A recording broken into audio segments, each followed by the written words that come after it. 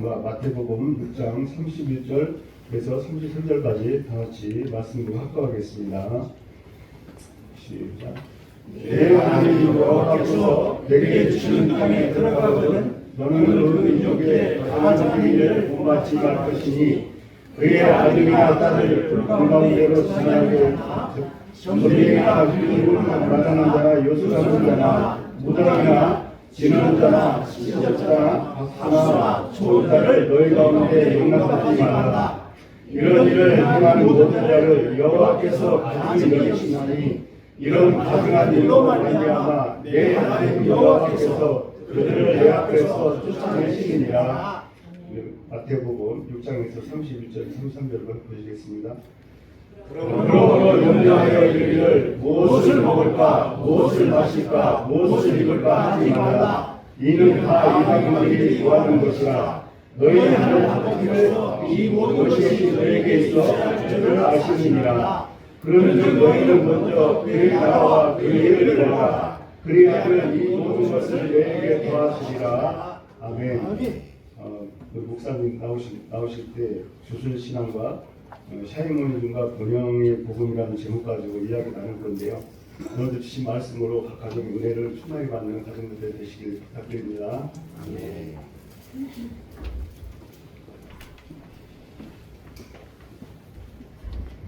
네, 감사합니다.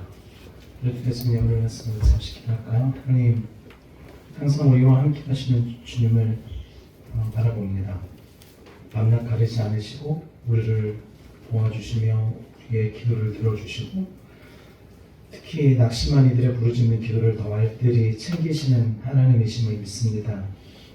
때로는 응답이 덜이고 희망이 흐릿해 보인다고 하더라도 우리가 주님을 향한 성실한 믿음으로 나아가게 하시고 함께 주님을 찾는 이들과 손을 맞잡고 이 땅에 하나님의 정의와 평화가 생명과 은혜와 사랑이 이루어지기까지 기도와 행동을 쉬지 않는 믿음의 백성들 되게 하옵소서.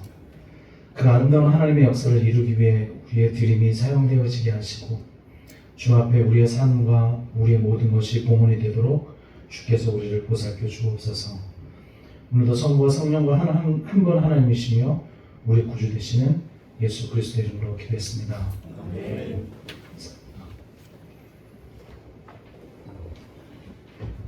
옆에 있는 분들과 함께 인사 나눌까요? 잘 오셨습니다. 나눕시다.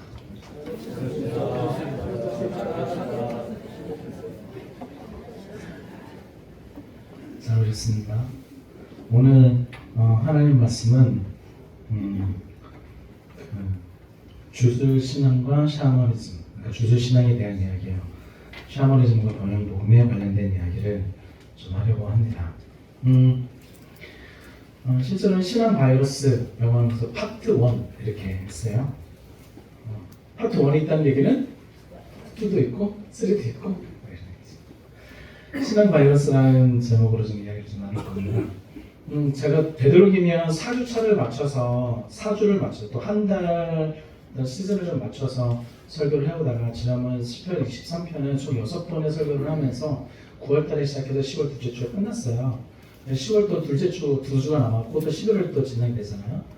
그래서 2주를 어떻게 하면 좋을까라고 하다가 우리 안에 있는 신앙의 문제를 조금 더 살펴보면 좋겠다라고 생각을 합니다.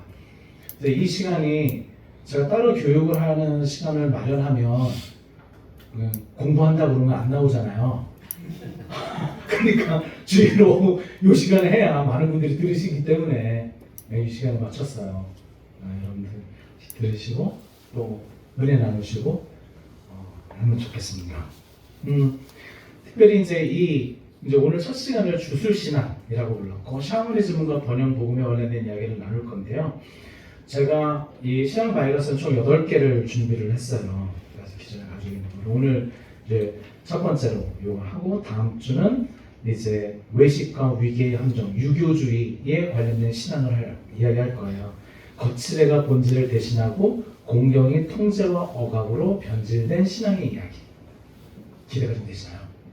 네. 감사합니다. 세 번째 이제 파트 1이 끝난 파트 2를 언젠가는 해야 될 건데 여러분들이 그냥 우리 계속 다 합시다 그러면 계속 다 하고요.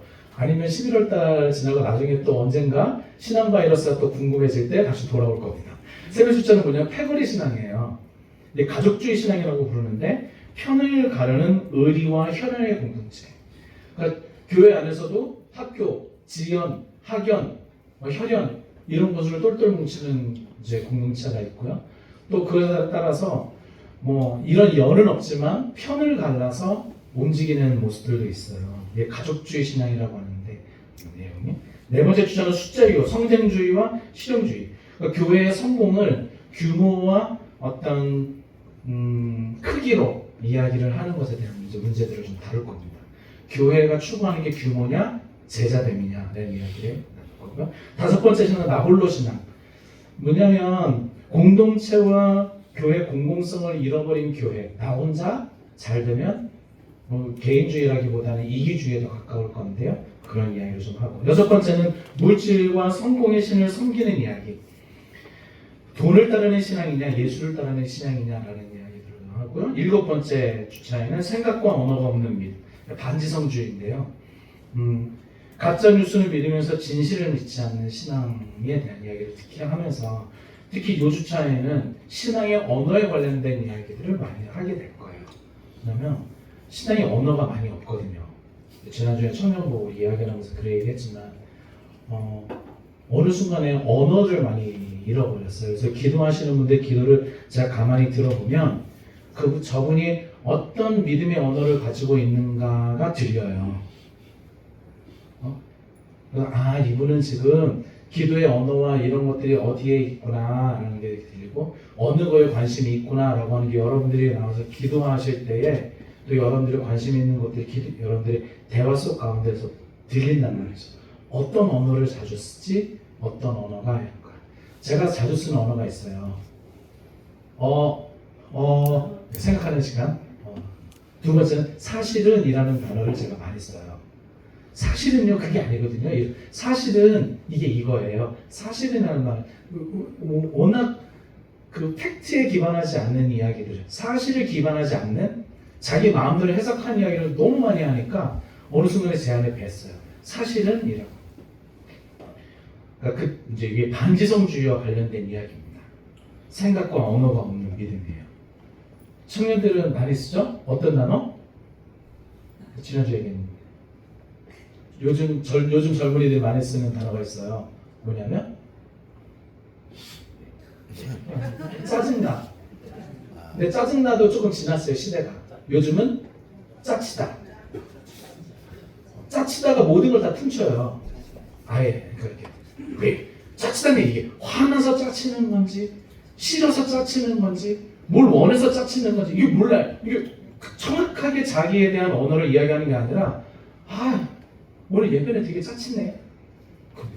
뭐가 안 좋다는 얘기인지 모르는 상황이에요. 그러니까 그게 뭐냐면 언어를 잃어버린 거예요. 이런 이야기를 좀 하려고 합니다. 우리 안에 있는 바이러스에 관련된 이야기예요. 그러니까 왜 신앙 바이러스라는 제목을 붙였냐면 바이러스는 기본적으로 본질을 왜곡해요. 우리가 코로나19 바이러스 기억나시죠? 코로나가 우리의 몸속에 들어왔는데 우리의 면역 체계가 반응을 이상하게 반응하는 거예요. 어떻게 반응하냐면 얘가 좋은 애인지 나쁜 애인지 헷갈리는 거야. 원래 우리 면역체계가 가가지고 다 나쁜 세균이나 나쁜 바이러스를 공격해가지고 해야 되잖아요. 그래서 우리 면역체계가 좋으면 나쁜 병균이 들어와도 안전하단 말이죠. 근데 헷갈리는 거예요. 얘 좋은 애인지 나쁜 애인지. 신앙의 겉모습만 남기고 중심은 하나님에게서 나의 욕망으로만 옮겨가게 되는 거죠. 그러면서 신앙을 왜곡하기 시작한 거예요. 두 번째, 왜 제가 신앙 바이러스라고 불렀냐면 바이러스는 뭐가 있어요? 전염성이 있어요. 나 혼자 그러면 돼. 근데 꼭 옆에 있는 사람에게 옮겨줘. 그거 아니, 그 이런 건데 막 옮겨줘. 그러니까 제가 항상 뭘 붙인다고요? 사실은 그게 아니라고. 그게 아니거든. 자꾸 옆에 있는 사람들도 다 그렇게 만드는 거예요. 그리고 마지막으로 면역력을 약화시켜. 그래서 건강한 신앙을 무너뜨리고 성장하지 못하고 어린아이와 같은 신앙에 머무르게 해요. 어린아이와 같은 신앙이 뭐냐면 이런 거죠. 신앙에 근력이 없어요. 신앙에 근력이 없다는 얘기는 뭐냐면 아이들은 조금만 위험해도 안 되죠. 조금만 불편해도 아이들은 뭐예요? 울어요. 그죠? 배고프면 울고, 똥 싸도 울고, 뭐가 싫어서도 울고, 다 우는 거로 다 끝내잖아요. 아이에게 말할 수 있으면 얘기하면 짜증나. 이러겠죠. 똥 싸서 짜증나. 배고파서 짜증나. 나랑 안 놀아서 짜증나. 그게 울음으로 다 통용된 거예요. 또 애기죠, 애기. 근데 크면은 어떻게 해요? 배고프면 밥을 먹고, 뒤가 묵직하면 똥 싸러 가고, 어른이 됐는데도 바지에다 풍풍 싸면 어떻게 돼요? 지금 큰일 나는 거예요. 근데 이 신앙 바이러스에 감염이 되면 신앙생활을 오래 했는데 여전히 기저귀 차고 다니는 신앙생활을 하고 다니는 거죠. 성장하지 못하는 거예요. 그래서 조금만 위기가 오고 조금만 어려우면 다 나가 떨어지는 거예요. 조금만 잘 안 되는 상황이 오면 다 나가 떨어져요. 내 마음에 안 드는 상황이 오면 다 나가 떨어지는 거예요. 저는 그게 누구에게도 그냥 목사에게도 지금 현재 한국 사회에 목회자들에게도 저는 많다고 생각해요. 소명을 잃었어요. 목회자로서의 소명을 잃었어요. 그의 무거움을 잃었어요. 안타까운 거죠. 그래서 그 어린아이와 같이 신앙생활을 하게 만드는 겁니다. 기독교 신앙 내부 깊숙이 이런 바이러스들이 자리 잡아서 본질을 왜곡하는 짝퉁 신앙으로 만들어요. 신앙은 신앙인 것 같은데 짝퉁이야.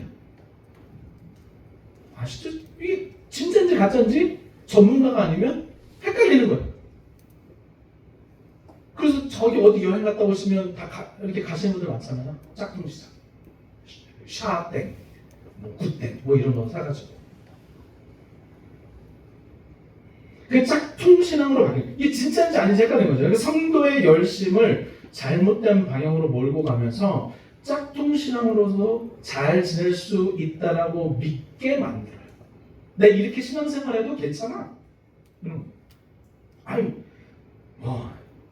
이제 어른이 됐는데 히브리서에서 이야기하잖아요. 이제 단단한 음식을 먹고 믿음의 장성한 분량에 이르러야 되는데 여전히 기저귀 차고 있으니 이게 말이 되니? 라고 묻잖아요.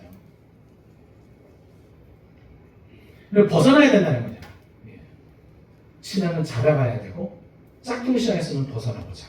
그 중에 이제 첫 번째를 이제 샤머니즘에 대한 이야기를 하는 거예요. 샤머니즘이 무슨 토속 종교라고 부르는데 이게 우리나라에만 있는 게 아니고 전 세계적으로 다 있는 거예요. 그렇기 때문에 이게 우리나라 교회만의 문제가 아니라 세계적으로 이 지점은 모두가 다 문제예요. 그에 대한 몇 가지를 좀 찾아볼 거예요. 샤머니즘은 일단 신앙의 목적이 기복신앙이에요. 그래서 이 땅에서의 물질 소원, 건강, 장수, 자녀, 부, 사업, 번창에 대한 것을 기대합니다. 기복적인 생각, 이 복을 받는 거에 매우 중요해요. 나중에 좀 더 이야기할 거니까 궁금한 게 있어도 좀 참으세요. 그럼 목사님, 복 달라고 하면 안 좋은 건가요? 그렇지 않아요. 얘기할게요. 좀 기다리세요. 복이 중요하긴 중요해요. 근데 문제는 뭐냐면 복만 구하는 게 문제인 거죠. 두 번째는 샤머니즘의 특징 중에 두 번째는 신을 어떻게 생각하면 복을 주는 신으로 생각해요. 그래서 대부분 그래요. 조상이 복을 준다고 생각해요. 묘자리를 잘 써야 복을 받는다고 생각해요. 묘자리가 복을 주는 게 아닌데 묘자리를 잘 써야지 복을 주는 거예요. 왜? 조상이 노하지 않아서. 거꾸로 말하자면 조상 신에게 잘못하면 어떻게 돼요? 문제가 생겨. 그렇게 생각하는 거예요. 그래서 귀신이라고 하는 존재를 뭐라고 우리에게 복을 주기도 하고 우리에게 화를 주기도 하는 존재로 생각하죠. 이게 샤머니즘의 특징 중에 하나입니다. 세 번째는 뭐냐면 거래적 행위를 해요. 주술적 행위로 그러니까 굿을 하죠. 굿을 왜 해요? 신을 움직여서 조상을 달래주고, 그죠? 누구를 달래줘서 우리가 화를 입지 않게 만드는 거예요. 거래적 행위예요. 재물과 의뢰를 통해서 신을 움직일 수 있다고 믿는 거죠. 그리고 네 번째는 운명론적이고 결정론적인 사고를 가지고 있습니다. 사람은 뭐대로 산다고 해요? 네 사주대로 살아. 이런 거잖아요. 사주 팔자가 어떻게 되는데요? 그대로 산다라고 믿어요. 이게 샤머니즘의 특징이에요. 인생은 영적인 힘이 있어서 사람의 길을 길이 정해졌고 그 길대로만 산다라고 하는 거죠. 그래서 관상도 보고 그죠? 아, 저런 관상은 돈 떼어먹을 관상이야. 이렇게 되는 거예요. 다 틀리냐 다 맞냐 이게 되게 어려운 지점이에요. 그러면 저 사람은 제가 첫인상을 보면 별로 아닌 것 같은데요. 왜 제 아내가 그러거든요. 사람은 첫인상이 중요하다고. 저는 당신은 사람을 너무 잘 믿어. 사람을 믿어야지 그럼 안 믿나? 그분은 딱 봤을 때 알았어. 첫인상이 안 좋았어. 아니 우리가 뭐 신도 아니고 무당도 아니고 뭐 점치는 사람도 아니고 뭘 첫인상 보고. 근데 이 개념 자체가 사실 샤머니즘에 있는 거예요. 깊이 뿌리내리는 거죠. 다섯 번째는 뭐냐면 중개자가 있어요. 샤먼이라고 불러요. 그 사람. 우리나라 말로 하면 무당. 그래서 샤머니즘이에요. 신과 인간 사이에 샤먼이 있어요. 그래서 신의 음성을 대신 우리들에게 인간에게 전해주고 우리들의 것을 신에게로 알려주는 중간에 뭐 이렇게 누가 있는 거예요. 무당이 있는 거죠. 그 샤먼이라고 하는 그 중개자가 있다라고 하는 거죠. 그리고 그 샤먼의 말을 무조건 믿어요. 우리나라는 혹시 여러분 영화 300이라고 하는 영화를 이렇게 보면 거기도 나가서 이제 물어요. 왕이 이렇게 우리가 전투를 나가야 됩니까 말아야 됩니까 라고 할 때 어느 산에 올라가서 신전에 가가지고 신녀에게 묻죠. 그 신녀가 나가면 안 돼요 뭐 그랬는데 나가면 너네들 다 죽어요. 그런데도 나가세요. 그러니까 그 중개자 요 샤먼이라고 하는 것이 온갖뿐만 아니라 이거는 다 있는 거예요. 토속 신앙입니다. 마지막으로 영적 체험을 매우 강조합니다. 질병과 치유, 악령을 축출하는 것을 중심으로 이루어졌고 그런 거잖아요. 아우 이 집에 너 뭐가 잘못이었네. 뭘 해야 돼. 이런 얘기들 많이 하잖아요. 그러니까 이게 샤머니즘이 갖고 있는 특징이에요. 다 6가지 특징. 그런데 이런 특징을 가지고 있는 이 샤머니즘이 그러면 어떻게 하다가 기독교와 그렇게 친화적으로 교회 안에 들어오게 됐을까? 첫 번째는요, 샤머니즘은 기독교와 친화적입니다.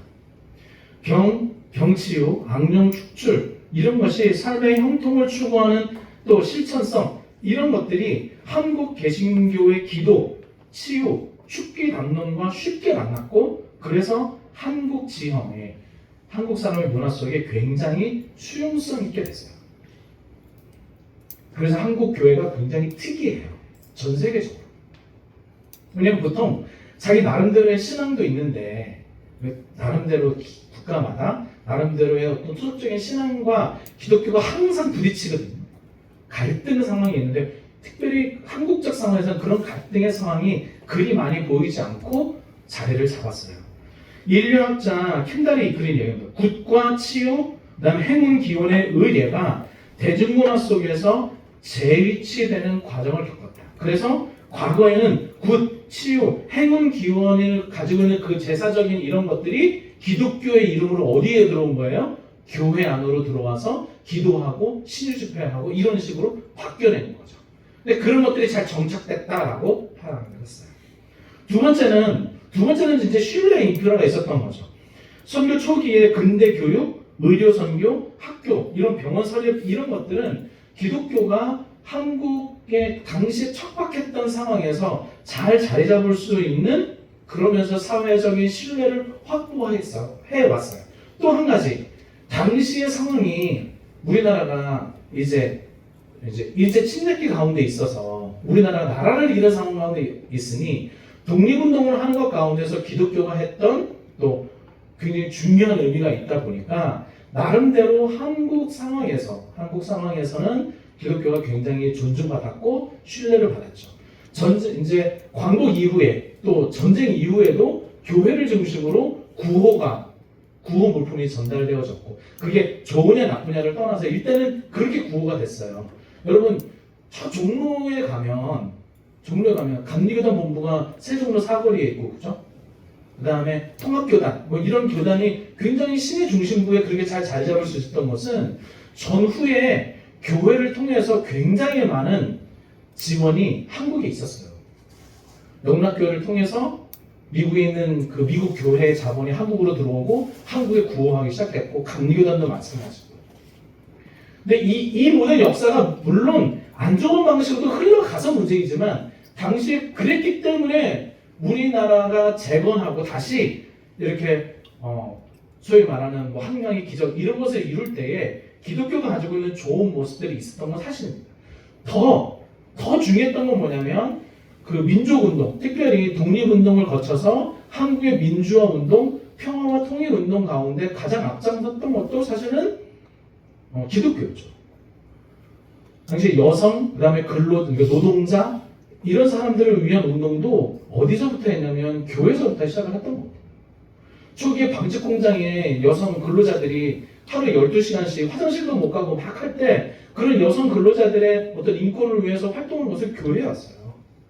물론 시간이 지나면서 그런 운동들이 다 사라져 버렸습니다. 아마 그런 운동들을 더 많이 했으면 교회가 이렇게 되지 않았을 거예요.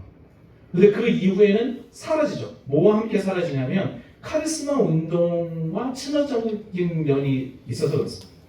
전후에 급성장하죠. 사회도 급성장하고 치유와 간증, 그 다음에 소망을 전면에 둔 설교와 집회, 산기도, 그 다음에 철학기도 같은 실천들이 대중의 정서와 잘 맞았습니다. 기도 열심히 하는 거. 이게 샤머니즘이 갖고 있는 거거든요. 그런 것들이 대중의 정서와 잘 맞았죠. 그리고 구원, 건강, 번영의 담론들은 한국적 고난의 희망의 서사와 굉장히 결합됐습니다. 이게 소위 말하면 조용길 목사의 삼중 축복이에요. 내 영혼이 잘된 것 같이 범사가 잘 되고 내 몸도 그러니까 영혼이 잘 되는 것처럼 사업도 잘 되고 몸도 건강하고 이 세 가지 삼중 축복이라고 하는 이 메시지가 한국적 맥락이 굉장히 잘 맞았던 거예요. 잘 맞을 수밖에 없었던 것은 그때 하실 때는 사회가 좋아졌잖아요. 교회 나와서 열심히 기도하시는 사장님들이 이렇게 사업이 잘 됐잖아요. 그럼 교회 안 나오시는 사장님은 사업이 그분들도 잘 됐어요. 왜? 한국 사회가 다 잘 되고 있었기 때문에. 교회에 나와서 잘 된 게 아니고 한국 사회가 다 잘 되고 있었어요. 이런 생각해보세요. 그럼 IMF 맞아서 다 어려울 때 교회 바깥에 있는 사람들만 IMF 맞은 게 아니고 교회 안에 있는 분들도 같이 IMF 맞고 힘들고 어려움을 겪었어요. 그러면 예수 믿다가 IMF 맞았으니 잘못된 거냐? 그런 개념이 아니에요. 그러니까 그거를 나쁜 거는 말하지 않았던 거고 좋았던 것은 다 그런 방식으로 말했어요. 특히 카리스마 운동이 한국교회 정상에 너무나 잘 맞아떨어진 거죠. 형통한, 축복하고, 부자되고, 건강하고. 그러면서 샤머니즘이 한국 교회 안에 깊이 들어오게 됩니다. 그러면서 샤머니즘의 바이러스에 감염된 신앙이 어떤 식으로 우리들에게 남겨져 있냐면 이런 거예요. 현세적 소원성책, 즉 기복신앙은 우리들에게 번영과 성공을 믿음의 열매로 동일시했어요. 예배와 기도는 복받는 수단이 된 거죠. 복받는 수단. 헌금을 왜 하냐? 꼭 복받기 위해서 헌금을 해요. 더 받기 위해서 헌금을 하기 시작합니다. 헌금은 감사의 의미로 하나님 앞에 드리는 것이 아니라 내가 더 많이 받기 위해서 헌금을 드리는 수단입니다. 예배도 마찬가지예요. 예배도 내가 더 무언가를 받기 위한 수단으로 바뀌어집니다. 내가 더 잘되기 위해서. 그래서 가을 되면 백일 기도하죠. 언제? 언제 해요? 그죠. 수능 앞에 수능 백일 기도. 수능 백일 기도는 절에 가도 해요. 그리고 절이 훨씬 더 지난번에 전능상 하니까 수능 백일 기도 해주시면 돼요. 근데 돈을 주시면 대신 기도해 줘요. 우리도 그런 거 좋겠어요. 그 무슨 이게 우리나라 불교도 뭐에 빠진 거예요? 샤머니즘에 빠진 거예요. 원래 불교는 신이 없어요. 아세요? 불교는 신을 믿지 않아요. 이게 더 어려운데. 아무튼 불교는 신을 믿지 않아요. 신을 따라. 근데 갑자기 이상한 사람들이 등장한 거죠. 교회 안에서도 하잖아요. 근데 그렇게 자꾸 다 바꾼 거예요. 1,000번째 드리면 사업이 잘 되냐? 그런 기록이 어디 있습니까? 그걸 바꾼 거죠, 그냥. 솔로몬의 1,000번째를 바꾼 거예요. 솔로몬의 1,000번째가 1,000번을 나눠서 드린 건지 아니면 1,000마리의 제물을 드렸는지 아직도 학자들만의 논란이 있어요. 그러니까 번제를 1,000번 한 건지 아니면 한 번 하는데 1,000마리의 제물을 올려놓고 한 번에 한 건지에 대한 논란이 아직도 있다고. 그러니까 1,000번째 예물을 드린다고 그러니까 어떻게 해요? 1,000원을 1,000번 드리잖아요. 그러니까 한 번에 하셔도 되는데. 이게 다 우리들 안에 있는 사고다. 여기 좀 이따 또 말씀드릴게요. 그리고 아까 말씀드린 것처럼 우리 가운데 영적인 존재, 조상신 귀신, 우리들에게 복을 주시는 신이라고 했잖아요. 그래서 하나님을 내 문제 해결사로 축소시켜버리고 하나님의 주권보다는 하나님의 능력으로 내 이익에 주목해요. 세 번째, 주술적 행위로 신을 움직일 수 있다는 믿음이 샤머니즘에 있다고 했잖아요. 그러니까 기도와 헌금을 거래 수단처럼 생각해요. 내가 희생하면, 내가 헌금하면, 내가 뭘 하면 내가 더 받는다. 거래하는 거죠. 하나님과. 하나님 내가 이렇게 했으니까 더 해주세요. 여기 가운데 뭐가 빠지는 거예요? 은혜라고 하는 개념이 없는 거예요. 은혜는 받을 만한 가치 없는 인생에게 주시는 게 은혜인데, 근데 그 은혜라는 게 없죠. 내가 열심히 해야 받는 거니까. 다섯 번째, 샤먼이라는 무당이 존재한다고 했잖아요. 영과 인간 사이를 잇는 중개자. 그러니까 중간에서 이제 목회자를 현대판 샤먼으로 생각해요. 그래서 목사의 설교, 목사의 안수기도, 목사가 기도하는 것, 목사를 그래서 우상화하고 목사의 이야기면 다 듣는 거죠. 목사의 이야기면 그냥 고집다. 아까 샤먼 이야기했으면 그대로 따랐던 것처럼 목사의 이야기를 무조건 따르는 거예요. 그 목사가 어느 순간에는 신화 하나의 무당처럼 되어집니다. 마지막으로 질병 치유와 악령을 축출하는 것이 이제 샤먼의 중심이었다면 신앙의 본질을 치유 기적 체험으로만 환원시켜 놓고 체험이 없으면 믿음이 없는 것처럼 여기는 게 문제가 됐습니다. 그래서 모 교회 가면 방언을 하지 않으면 구원받지 못한 거라고 이야기하는 거죠. 그게 과연 맞는가? 하나님의 놀라운 일들이 일어나는 사실이에요. 이게 사회가 발전하면서 의료도 발전했기 때문에 약이 좋아져서 낫게 된 건지 어떻게 된 건지 사실 우리는 잘 몰라요. 그러나 우리는 이렇게 이해하죠. 약을 주시는 것도, 우리에게 좋은 치료의 방법도 주시는 것도, 그것도 하나님의 은혜 가운데 우리에게 주시는 것이니 그것 또한 우리가 잘 해야 되고, 하나님 앞에 기도하는 일들, 내 삶을 맡기는 일들도 잘 해야 되는 거죠.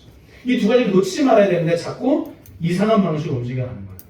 전에 모 교회, 화곡동에 있는 교회, 그 교회 목사님이 그랬어요. 이제 아내 되신 여자 집사님이랑 가까이 지냈는데 그분 남편이 암이었는데 강원도 어디에 가면 기도원에 가서 기도하면 안 낫는다고 그래가지고 가셔서 기도했는데 결국 소천하셨어요. 더 빨리 가셨어요. 예상보다. 악화돼가지고. 모르는 거죠. 그걸. 병원에서는 왜 병원 치료를 안 왔냐, 왜 약을 먹지 않았느냐라고. 항암 치료나 그런 거 다 거부하고 기도하셨는데 잘 안 됐어요. 물론 반대로 또 낫게 하신 하나님의 역사가 있는 것도 저는 믿어요. 단지 우리가 해야 되는 일들, 우리가 감당해야 되는, 하나님 앞에서 감당해야 되는 또 일들도 분명히 있다. 자, 그러면 왜 사람들이 자꾸 샤머니즘에 과민되냐? 셋째 주, 넷째 주는 이렇게 강의와 이게 왔다 갔다 해요. 그래서 재미가 없는 내용을 제가 아무튼 재밌게 해드리려고 하는데, 아무튼 재밌게 들려줬으면 좋겠고요. 어렵긴 하지만 잘 한번 들어가보고 뭔가 바꿀 게 있으면 좀 바꿔봅시다. 왜 샤머니즘에 과민되면 두 가지예요. 불안과 욕망 때문에. 인생이 불안하기 때문에 그래요. 미래는 불확실하죠. 한국 사회는 특히 입시, 취업, 경제, 건강 같은 영역에서 늘 불확실성이 크기 때문에 사람들은 즉각적으로 해결할 수 있는 신앙을 원합니다. 그러니까 즉각적으로, 자, 전원이 올 여름에 조금 안 좋으시네요. 기도하시고 20일 금식하시고 헌금하시면 그러시면 또 괜찮으실 것 같아요. 믿죠? 왜? 나쁜 일 생긴다고 하니까. 이게 딱 어디에 사는 거예요? 7, 8월에 뭘 조심하고 11월, 12월, 1월에는 뭘 조심해야 돼요? 네? 겨울에는 산 조심하고, 그죠? 산에 눈 받는 데 가서 미끄러 떨어지면 낫습니까? 당연한 얘기죠. 근데 사람들은 그 확실한 걸 얘기를 들어요. 이거 부적절, 이거 아들놈이 이거 베개에다 넣으세요. 그러면 우환이 없어져. 이게 우환이 있는지 없는지 어떻게 알아요? 근데 우리는 우환이 있을 거라고 하는 불안감, 잘 못 될 거라고 하는 불안감이 그런 확실한 메시지에 현혹돼요. 그래서 제가 되게 고민이에요. 제가 여러 이제 그 용인에 있는 소 무슨 목사님, 그다음에 이렇게 교회 큰 이런 목사님들 있잖아요. 그런 목사님들의 설교를 들어보면 그 저희 뭐 대전의 장 무슨 목사님, 뭐 이런 무슨 목사님 설교를 가만히 들어보면 그분들은 아주 메시지가 선명해요. 그렇게 안 하면 곧 죽을 것 같아요. 이렇게 하셔야 됩니다. 안 하면 그때 가는 거야. 저도 그렇게 설교해야 되는데 제 설교를 들으면 많은 분들이 이렇게 이야기를 합니다. 앞으로도 그러실 거예요, 여러분들. 목사님 설교를 들으면 도대체 뭘 해야 되는지 잘 모르겠어요. 두 번째, 목사님 설교를 들으면 자꾸 고민이 많아지고요. 뭔가 시원하지 않아요. 맞아요. 지금 원래 그래요. 왜? 시원하잖아. 여러분 성경을 가만히 읽어보세요. 시원하게 좀 얘기했으면 좋겠어. 부천열린교회 1년 후 미래. 좀 어디 좀 얘기했으면 좋겠어. 얘기를 해주셨냐고. 얘기를 안 해주셨다고요. 그런 거를. 그 대신에 무슨 얘기 해주셨어요? 하나님을 사랑하고 이웃을 사랑해라. 그래서 제가 물어봤어요. 도대체 하나님 사랑하고 이웃 사랑하는 게 뭐냐고. 잘 모르는 사람들 의외로 많아요. 그게 하나님 사랑하는 거예요? 그게 이웃을 사랑하는 거예요? 말만. 근데 확실하게 뭔가 정해주면 되잖아요. 환희 12월 달에 시험 있죠? 지금부터 새벽마다 기도. 오케이? 그럼 뭔가 확실하게 그거라도 하면 뭔가 될 것 같은 생각.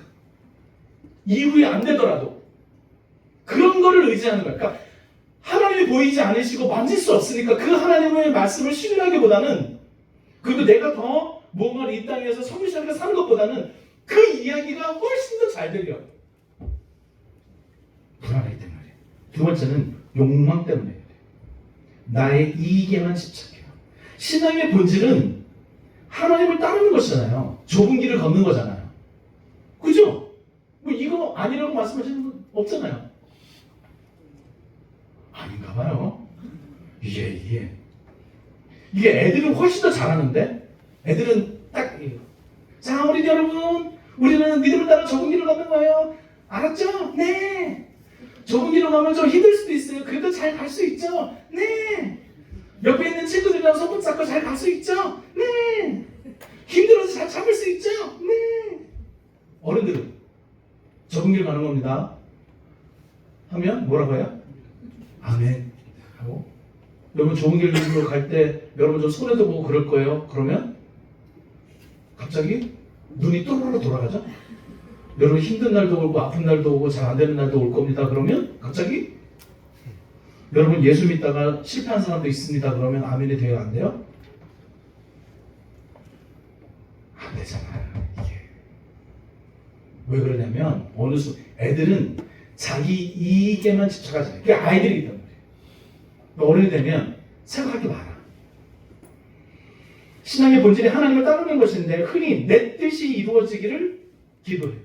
우리는 끊임없이 주님이면 하나님의 뜻이 이 땅에 이루어지기를 기도하고 있는데 알고 보면 내 뜻이 더 많아. 건강, 자녀 성공, 물질적 번영, 그게 나쁜 것은 아니게, 이게 나쁜 것은 아니지만 이게 신앙의 최종 목표가 될 때 문제가 생기는 거예요.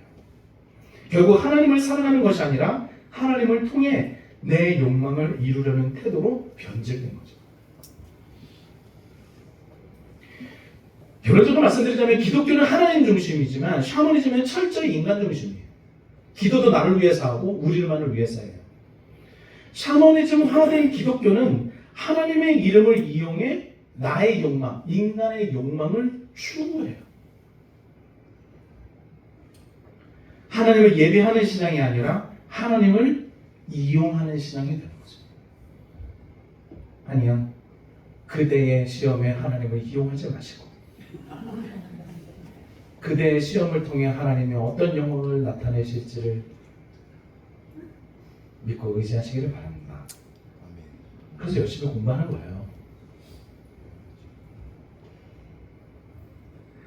신명기 말씀이에요. 그래서 신명기 말씀 18장 9절에 12절입니다. 내 하나님 여호와께서 내게 주신 땅에, 그 땅이 어디죠? 가나안 땅이었어요. 들어가면 그 민족에 가증한 행위가 있다. 그게 뭐냐면 점쟁이나 기둥을 말하는 자나 요술하는 자나 무당이나 진언자나 신답자나 박수나 초혼자를 너희 가운데 용납하지 마라. 여호와께서 가증히 여기신다. 그래서 그들을 쫓아내라. 죽여라. 이 얘기하는 거예요. 이걸 조금 더 쉽게 세번역 성경에 이렇게 표현했어요. 그것에서 하는 민족들이 하는 역겨운 일들을 본받지 마십시오. 그 일은 뭐다? 역겹다. 하나님 보시기에. 어떤 일이냐면 자기 아들이나 딸들을 불 가운데로 지나가게 하는 사람과 점쟁이나 복술가, 미래의 불안을 해결해주는 사람, 복술가, 그 불안을 이제 제거해주는 사람, 얘기해주는 사람, 제거해주는 사람, 요술객, 무당, 주문을 외우는 사람. 주문을 외우는 사람, 이 표현은 신약에서 한 번 더 등장해요. 언제? 기도할 때. 뭐 하지 말아라?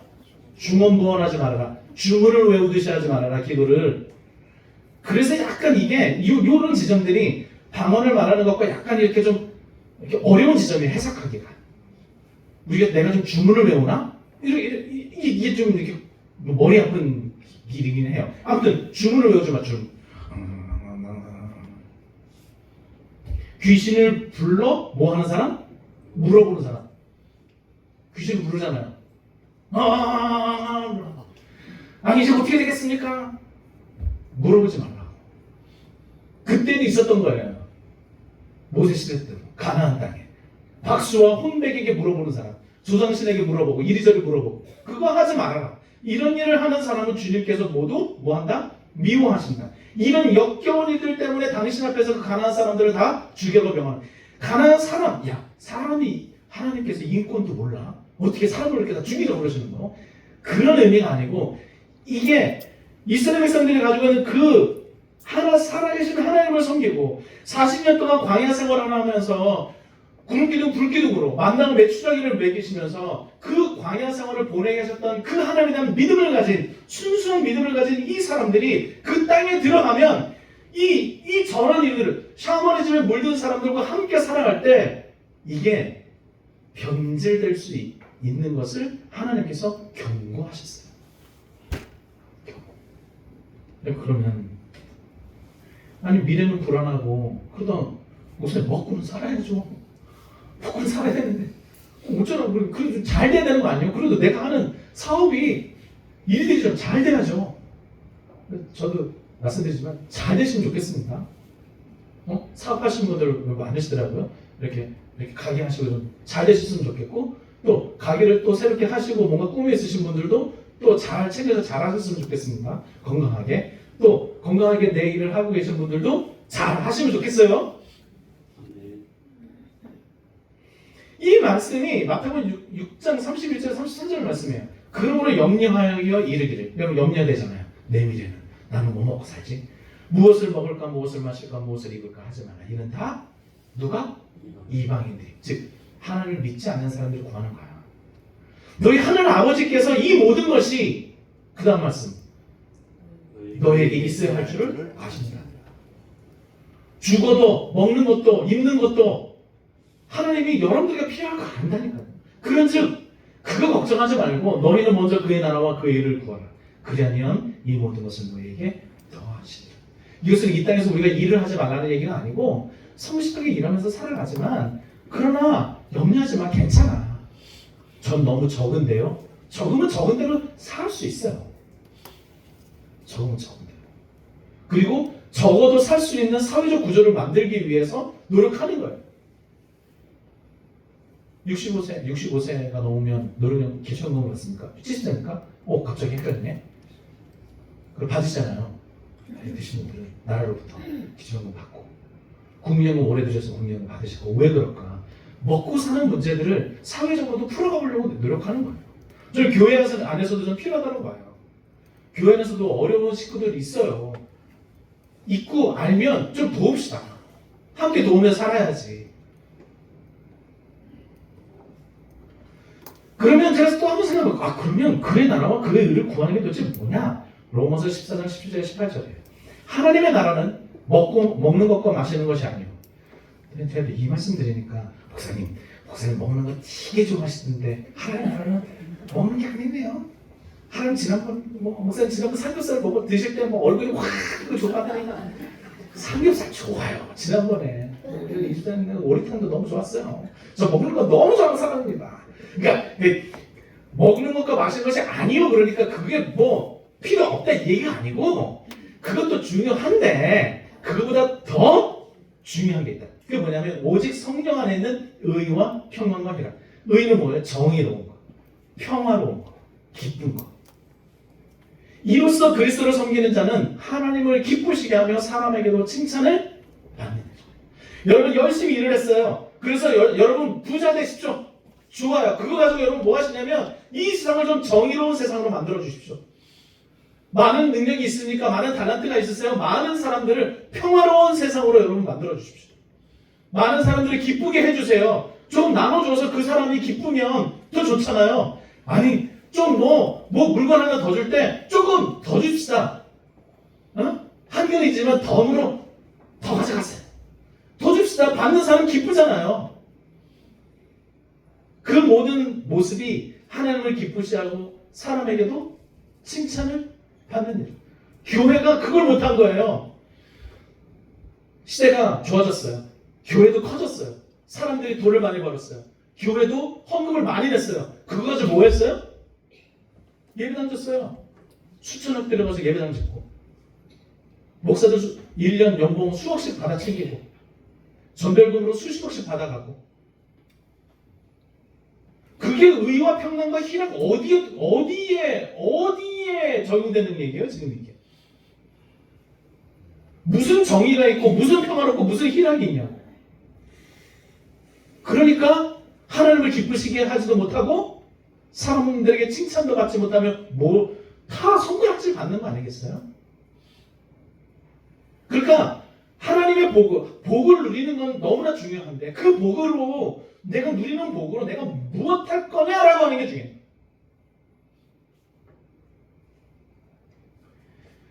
그래서 기독교 신앙의 본질은 이겁니다. 예배와 기도를 복받는 수단, 내 복받는 수단이 아니라 먼저 하나님 나라와 그 일을 구하고 하나님의 뜻과 영광을 어떻게 하면 돌릴 수 있을까를 생각하는 거예요. 내 삶의 목적은 거기에 있어야 되는 거예요. 아니, 물어볼게요. 대학 나와서 뭐 할 건데요? 돈 벌어야죠. 그럼 돈 벌어서 뭐 할 건데요? 좀 편안하게 살아야죠. 그 편안하게 살면 뭐가 좋은데요?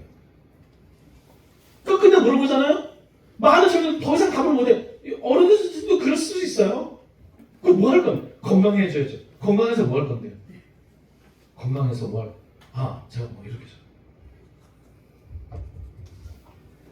그 끝자락에 그 우리의 마지막 목표는 하나님 나라를 이루는 거였으면 좋겠어요.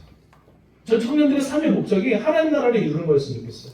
돈 버는 거 왜 돈 버느냐? 많은 사람들을 잘 좋게 하고 세상을 좀 이롭게 하고 많은 사람들을 도와주기 위해서 버세요. 많은 사람들을 이롭게 하고 먹여주기 위해서 버시는 거예요. 끝없이 밀려나고 쫓겨나고 안타까워하는 인생들을 돕기 위해서 배우는 거예요.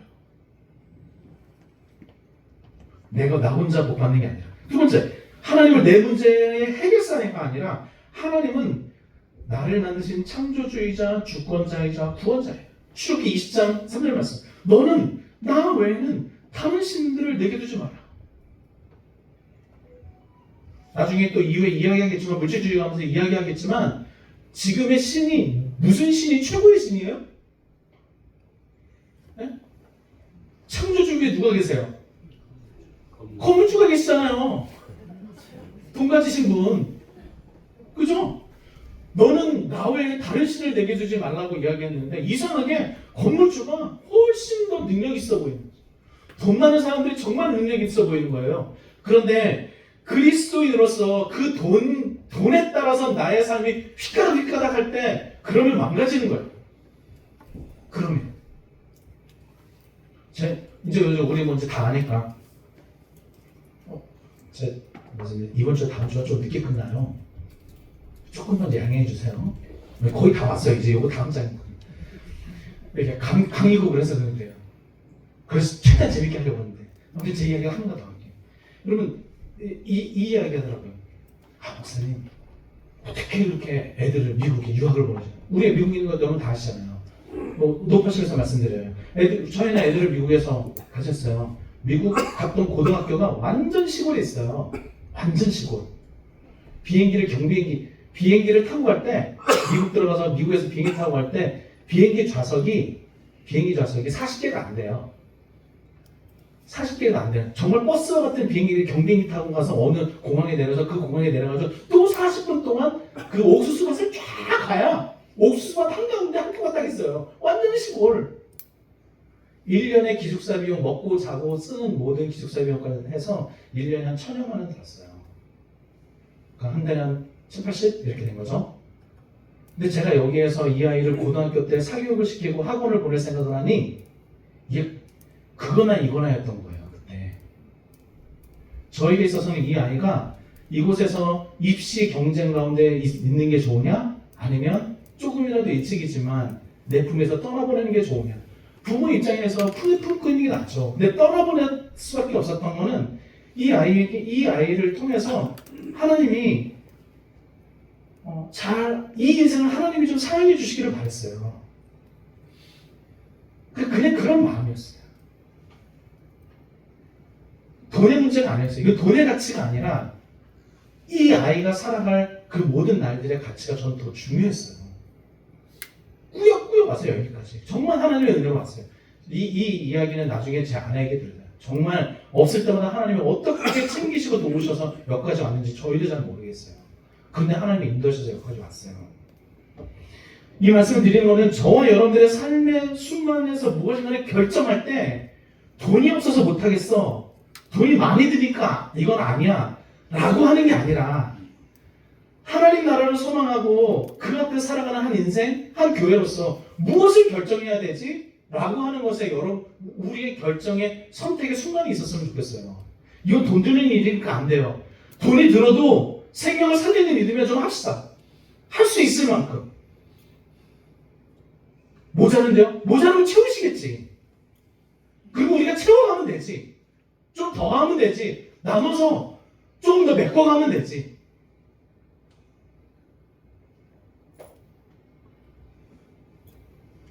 늘리면 되잖아요. 지금 100명 뭐 이렇게 했지만 7, 80명이지만 1년 후에 200명 전도합시다. 우리가 이런 하나님의 역사를 하겠습니다. 함께 할 사람 붙어. 금방 붙는 거잖아요. 이렇게. 근데 그 교회가 뭘 하는지 모르니까 사람들이 안 모이는 거예요. 정말 의미 있는 역사들과 의미 있는 일들을 생명을 살리고 시대를 살리고 사회를 살리는 일들을 한다라고 하면 여기에 교회 다니지 않는 사람들도 마음 모을 거예요. 그런 일들을 아까 얘기했던 의롭고 평화롭고 희락이 있는 일들을 합시다. 그 돈 문제가 아니거든요, 이건. 그런데 어느 순간 교회에서도 이게 돈 문제로 연관될 수 있어요. 다 환원시켜버려요. 그건 천박해지는 겁니다. 우리의 결정이 돈 문제라고 하면 말이죠.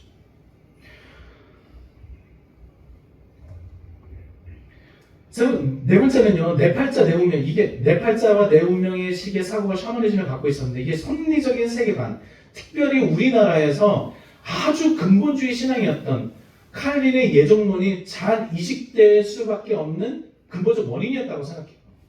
예정론과 운명론, 숙명론을 헷갈리려 하시거든요. 그런데 칼빈의 예정론이나 섭리적인 이 이야기는, 또 하나님의 계획과 인도가 있다라고 하는 이 이야기는 하나님의 계획이 있으니 우리는 아무것도 안 해도 돼라고 하는 이야기가 아니고 하나님께서 나름대로 가지고 계신 의미가 있다라고 하는 거죠. 자, 잘 보세요. 이게 우리 안에서 부정할 수 있어요. 여러분, 오늘 이 이야기를 드리니까 여러분, 내 안에 이것을 좀 바뀌면 좋겠다 생각하시는 분 있으시죠? 있으신 분 손 드시면 좀 이러니까 이거 마음속에 흔들고. 근데 또 한편으로는 이런 분들이 있어요. 도대체 무슨 뭔 얘기하는 거야? 주인아. 그죠? 이런 생각하시는 분도 계시잖아요. 안 계셔서 다행이다. 근데 계실 수도 있으면 잘 들어보세요. 저는 똑같은 말을 하고 여러분들은 그 자리에 앉아서 똑같은 이야기를 들었는데 한 분은 그 이야기를 듣고 내가 내 신앙을 다시 점검하고 바꿔야지 라고 내 신앙을 바꾸고 다시 기도하고 해야지라고 생각하는 분이 있는가 하면 그 설교를 듣고 어떤 분은 아무런 감동이 없고 그 이야기에 대해서 비판적으로 생각하는 분들도 있더라라고 하는 거죠. 그러면 이렇게 생각할 수 있어요. 어떤 목사가 설교했으면 그 설교에 모두가 다 은혜 받던가 아니면 모두가 다 불만이어야지. 왜 어떤 사람은 은혜 받고 어떤 사람은 불만이지? 그러다 보니 이거는 우리들이 알 수 없는 나름대로의 계획하심이 있는 거구나. 그 사람에게 주시는 은혜가 있는 거구나. 그 순간에 주시는 그 사람에게 그 순간에 주시는 그 은혜가 있는 거구나. 이거는 우리의 것이 아니라 하나님께서 나름대로 그렇게 인도해가고 계시는구나 라고 생각하고, 그럼 이거를 또 뭐라고 표현하지? 하나님의 섭리가 있어 라고 말하는 거예요. 어떤 사람은 동일한 설교를 듣고 회개하고 자복하고 구원받아서 정말 하나님 앞에 영광 드릴 사람들이 있는가 하면 동일한 설교를 들었는데도 불구하고 전혀 그렇지 않은 사람도 있다는 거예요. 하나님이 오늘 이 사람이 은혜를 주셨구나. 근데 그것도 확실하잖아요. 왜? 시간이 지났는데 먼저 낸 자가 나중되고 이 사람이 나중에는 더 큰 하나님을 쓰임받는 사람이 될 수도 있잖아요. 그러니까 이걸 우리가 다 어떻게 아냐고. 그리고 나서 얘기하겠죠. 처음에 은혜 받던 사람이 어느 순간 나중에서 개처럼처럼 이제 세상으로 돌아가는 사람이 되고, 처음에는 잘 몰랐으나 다시 어느 순간에 다시 믿음을 잘해가지고 5년 50년 후에 정말 믿음의 장성한 분량이 이런 사람이 있어. 그때도 우린 얘기하겠지. 하나님의 섭리가 있었어. 이렇게. 이걸 뭐라고 어떻게 표현할 방법이 없어서 단어를 끄집어 온 거예요. 그 끄집어 왔지만 이게 가지고 있는 한계가 분명했던 거예요. 근데 이게 뭐랑 잘 맞냐면, 뭔가 사람에게 너는 이렇게 오늘 너 이제 넌 앞으로 하나님께서 너와 함께해서 너는 영원토록 죽을 때까지 너와 하나님 함께 하시니까 넌 앞으로 그냥 막 살아도 돼 라고 하는 숙명론이, 그런 운명론이 내게 딱 들어왔을 때 이게 너무 좋았던 거예요. 한 번만 하면 돼. 회개를. 그죠? 그리고 한 번만 하면 그 다음부터는 막 살아도 돼. 이게 이제 문제였던 거예요. 우리 안에서도 잘 생각하셔야 돼요. 인간의 성실과 하나님의 은혜가 만나는 거예요. 하나님의 섭리가 있기는 하나, 그러나 우리가 이 땅에서 또 성실하게 살아가는 날도 필요하다. 그리고 다섯 번째가, 목회자를 현대판 샤먼이라고 생각한다고 했잖아요. 목회자가 아니고 우리의 중보자는 누구? 오직 예수 그리스도 한 번밖에 없는 거예요. 여러분들과 하나님 사이에 인간 이원주가 끼어들 수가 없어요. 근데 인간 이원주도 할 수 있는 건 뭐냐면, 여러분들이 잘 가도록 가이드 해드리고 생각할 수 있도록, 그리고 그 과정 가운데 함께 하는 거지, 여러분들의 삶을 결정내주고 이렇게 하면 여러분 잘 될 거야 얘기해주고, 여러분들은 A요 B요. 근데 A요 B인지 잘 몰라요. A 학교를 갈까요 B 학교를 갈까요? 그걸 잘 몰라요. A 직업을 할까요 B 직업을 할까요? 그것도 잘 몰라요. A 직업을 해도 되고 B 직업을 해도 돼요. 아무거나 해도 돼요. 하나님이 언제나 다 함께 하시니까. 거기에 목사가 개입되면 이게 현대판 샤먼이 되는 거예요.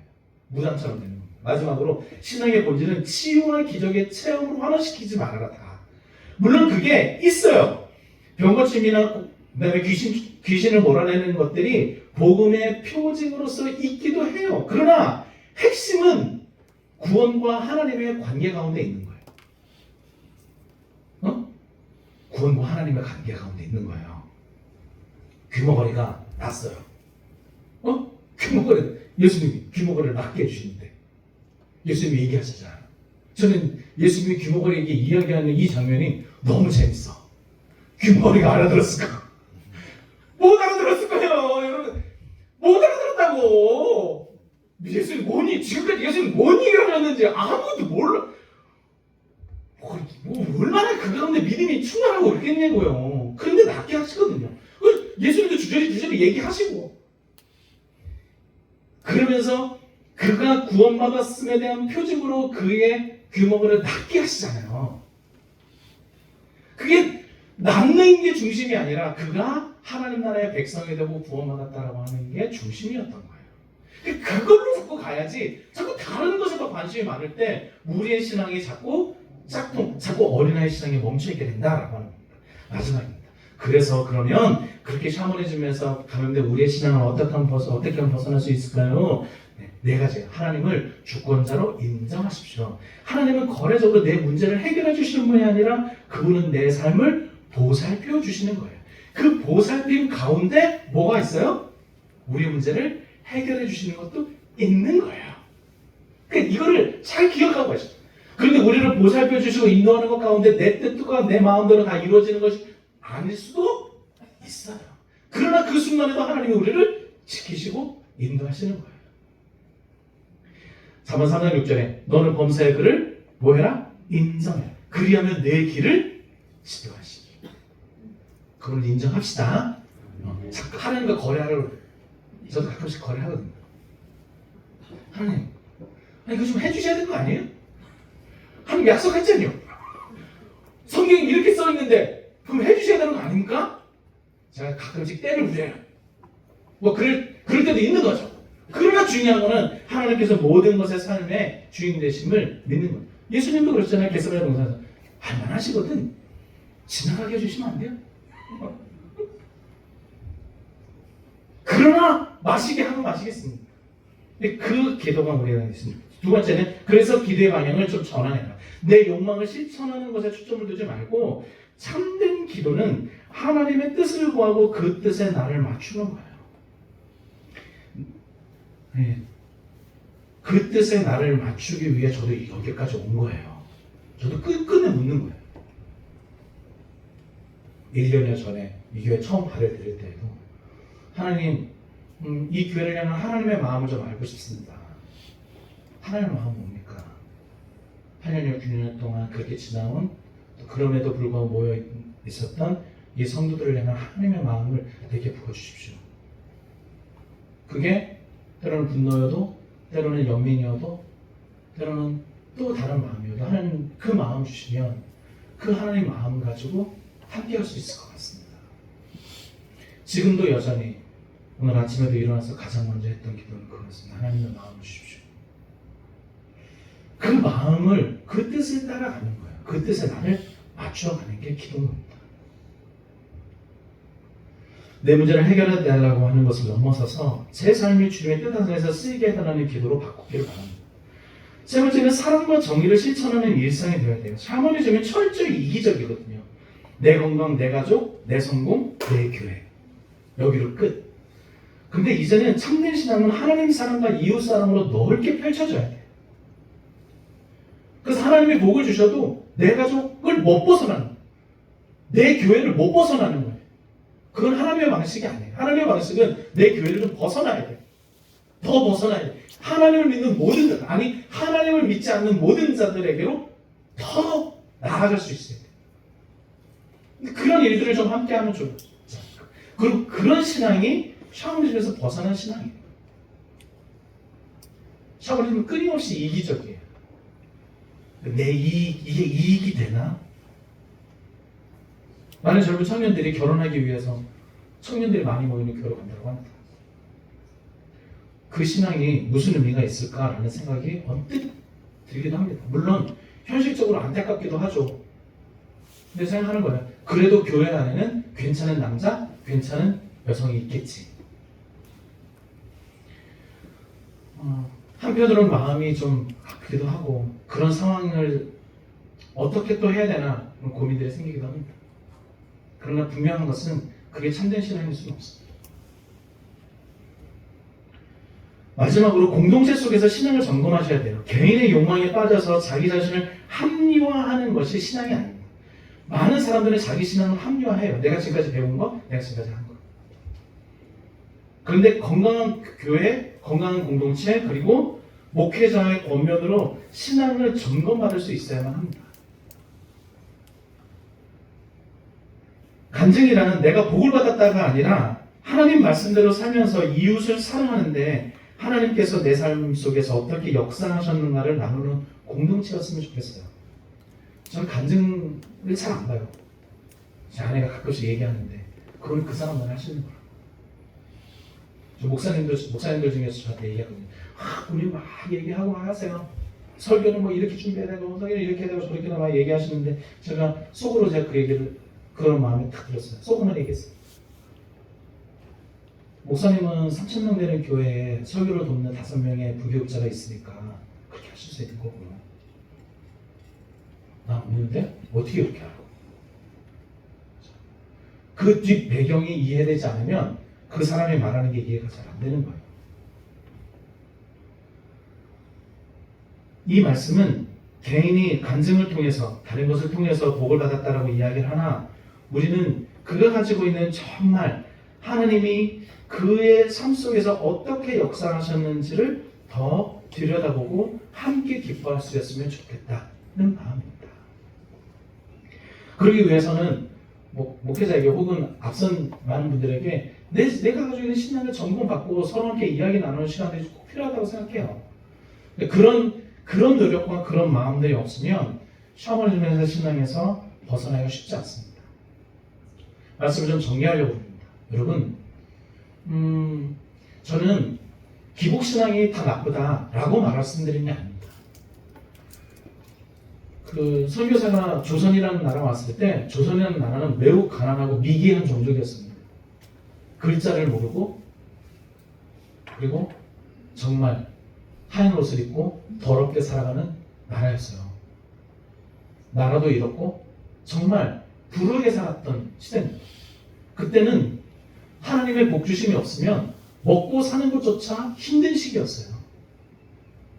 그래서 그 당시 때 많은 사람들은 또 많은 목회자들은 복을 받으라고 이야기를 했고 복을 받아야 산다라고 말했습니다. 실제로 복을 받아야 살았어요. 왜? 먹고 사는 것 자체가 안 됐으니까. 시간이 지났습니다. 경제로 부흥했고 많은 것이 좋아졌어요. 지금의 우리에게 주어지는 복은 무엇입니까? 더 먹고 더 잘 살고 더 가지고 더 좋은 차를 타는 것? 그 일을 위해서 하나님의 복이 필요한 겁니까? 아니면 정말 하나님 나라를 위해서 하나님의 복이 필요한 겁니까? 좀 다른 마음이었으면 좋겠어요. 그래서 저는 기복신앙이 나쁘냐? 기복신앙이 나쁘지 않다라고. 원래는 나쁘지 않았던 겁니다. 그리고 복됨이 필요하다. 성경도 복을 주신다 하셨으니 그 말은 맞는 거예요. 그러나 그 복은 나만 홀로, 내 가족만 홀로 누리는 그런 복이 아니라 모든 민족이 함께 누리는 복이어야만 합니다. 그것이 아브라함에게 주셨던 약속이었어요. 저와 여러분들을 통해 이 땅에 상처받은 사람들, 어려워하는 많은 사람들이 함께 복과 은혜를 누렸으면 좋겠고요. 그 가운데서 하나님이 영광 받으시고 많은 사람들이 주께 돌아오는 일들이 있었으면 좋겠습니다. 여러분, 좀 벗어나 봅시다. 그의 나라와 그 일을 구하며 함께 나아가 봅시다. 기도하겠습니다. 하나님, 오늘 귀한 말씀을 우리에게 주신 하나님께 감사를 드립니다. 내가 가지고 있는 신앙을 다시 한번 점검해 보면서 나는 나를 위하여, 나의 복됨을 위하여 하나님을 이용하고 있었던 것은 아닌지, 하나님을 섬기고 하나님의 말씀을 따라 살기보다는 그 말씀으로 내가 이 땅에서 조금 더 괜찮은 사람으로 살고 싶었던 것은 아닌지 다시 한번 나를 돌이켜 봅니다. 이제 조금씩 나의 굳은 마음을 하나님이 제하여 주시고 부드러운 마음을 주셔서 주의 말씀을 따라 살아가는 인생들이 되게 하옵소서. 더욱이 우리 교회가 그렇게 주의 말씀을 따라 영광 돌리는 믿음의 교회, 그리고 환대와 섬김으로 세상을 향해 열린 교회로 나가기 원하니 주님 함께하여 주옵소서. 우리 가운데 크신 은혜 주신 하나님께 감사하며 우리 구주 예수 그리스도의 이름으로 기도했습니다. 아멘.